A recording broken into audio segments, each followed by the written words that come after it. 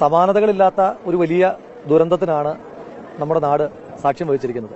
അപ്പം അങ്ങനെ വലിയൊരു ദുരന്തം ഒരിക്കലും നമ്മുടെ നാട് കണ്ടിട്ടില്ലാത്തൊരു ദുരന്തത്തിൽ നമ്മളാൽ കഴിയുന്ന രീതിയിൽ ഈ നാടിനെയും ഈ നാട്ടിലെ ജനങ്ങളെയും ചേർത്ത് പിടിക്കുക എന്നുള്ളത് നമ്മുടെ എല്ലാവരുടെ ഉത്തരവാദിത്തമാണ്.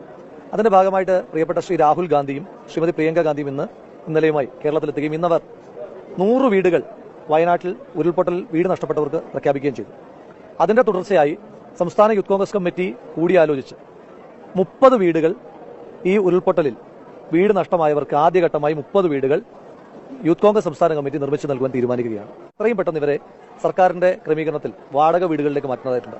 ആ വാടക വീടുകളിലേക്ക് മാറുമ്പോൾ സർക്കാർ വാടക മാത്രമാണ് നൽകുന്നത്.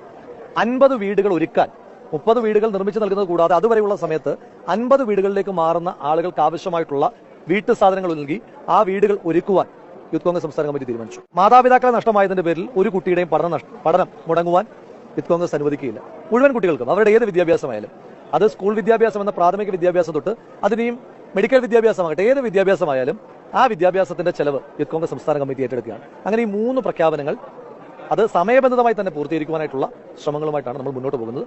ആലപ്പുഴയിൽ നടക്കുന്ന യൂത്ത് കോൺഗ്രസ് സംസ്ഥാന പഠന ക്യാമ്പിൽ നേതൃത്വത്തിനെതിരെ രൂക്ഷ വിമർശനം. മുണ്ടക്കൈ ദുരന്തത്തിൽപ്പെട്ടവർക്കുള്ള ഭവന നിർമ്മാണ പദ്ധതി നടന്നില്ല. 20 വീട് ഡിവൈഎഫ്ഐ പ്രവർത്തകർ പൂർത്തിയാക്കിയിട്ടും യൂത്ത് കോൺഗ്രസിന് തുടങ്ങാൻ പോലും ആയില്ല എന്നാണ് വിമർശനം വരുന്നത്.